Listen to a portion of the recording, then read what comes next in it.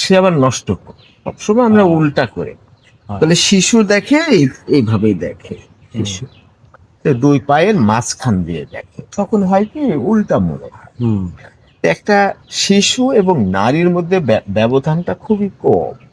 নারীরা যেহেতু সোনা দানা, মেকআপ, গেটার এগুলো, তারপরে বাচ্চা মানুষ করা অনেক ঝামেলার মধ্যে থাকে, ওদের মধ্যে ওই জ্ঞানটা থাকে না। আর ওদের ব্রেস্ট ফিডিং, চাইল্ড বেয়ারিং এগুলো অনেক জটিল সফটওয়্যার আছে, যেখানে ওরা শর্ট হয়, শারীরিকভাবে শক্তিশালী কম হয়, দৌড়াতে পারে না। যেহেতু অনেকগুলো সফটওয়্যারের কারণে তাদের ব্রেনটা অত প্রস্ফুটিত হয় না। ফলে একটা নারী, আমি দেখেছি যে 100টা মেয়ে যদি নির্যাতিত হয় বলে তারা বলে, দেখা যাবে উল্টা।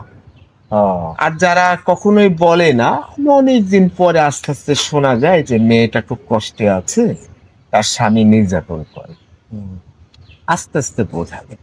কিন্তু যে মেয়েটা প্রকাশ করছে, আমি দেখেছি যে তারা নিজেরাই নষ্ট। পুরুষদের ক্ষেত্রেও তাই। আমার বউ এটা করে, খারাপ খারাপ কথা বলে, আমি ওদের চিনি, আমি তো আর বলতে পারছি না আপনি খারাপ না, কিন্তু আমি খেয়াল করেছি যে পরিমাণটাও কিন্তু উল্টা।